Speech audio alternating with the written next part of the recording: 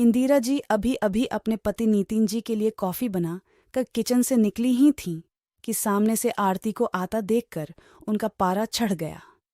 इंदिरा जी, जब सारा काम हमें ही करना है तो तुम्हारा क्या काम है?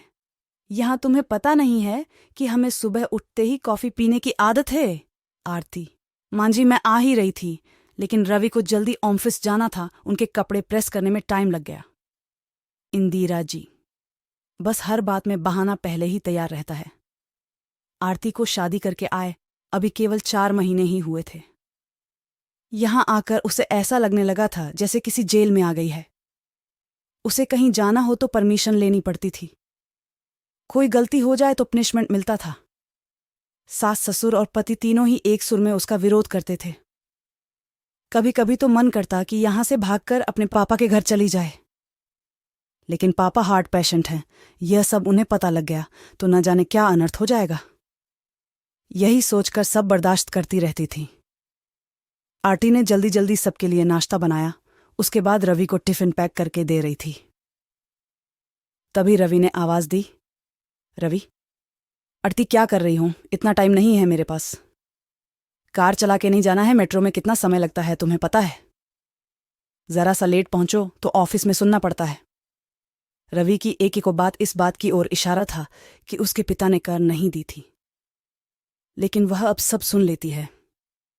पिता को कैसे बताए कि जिन्हें आपने उसका जीवन साथी चुना था वह पैसों का लालची है। एक दिन शाम को रवि घर आया तो उसने अपने पापा से बात की, रवि, अब मुझसे नौकरी नहीं होती। वो आपके पुराने दोस्त शर्मा जी मोटर पार्ट बनाते हैं, मैं चाहता हूं कि उसकी सप्लाई शुरू करूं। पापा, लेकिन बेटा, उसके लिए तो कम से कम 10 लाख रुपए चाहिए होंगे, वो कहां से आएंगे? रवि, वही सोच रहा हूं, तभी आरती चाय बनाकर लाती है। रवि, आरती, तुम अपने पापा से कुछ पैसे उधार ला सकती हो? आरती का सब्र जवाब दे चुका था। रोज रोज के तानों से दुखी होकर उसने जवाब दिया, रवि, मेरे पिता के भरोसे मत रहना, उन्होंने मेरी शादी करके अपना फर्ज पूरा कर दिया। अगर आपको नौकरी करने में दिक्कत है तो मुझे जॉब करने दो, दोनों मिलकर कमाएंगे। ये सुनकर रवि का पारा चढ़ गया। रवि, क्या बकवास कर रही हो? ज्यादा जुबान चलने लगी है। आरती, रवि, मैं बहुत बर्दाश्त कर चुकी हूं, इसलिए मैंने जॉब करने का फैसला किया है। रवि, नहीं, हमारे घर में यह सब नहीं होता, तुम्हें जॉब करनी है तो अपने घर चली जाओ। आरती, मुझे पता था आप यही कहेंगे, मैंने वकील से बात कर ली है, मैं जल्द ही तलाक ले लूंगी। ये सुनकर रवि और उसके पिता के हाथ पांव फूल गए। तभी इंदिरा जी वहां आ गईं। इंदिरा जी, देख लिया बहू को सिर पर चढ़ाने का नतीजा? निकाल दे इसको घर से बाहर। आरती, ठीक है, मैं पुलिस को फोन कर देती हूं।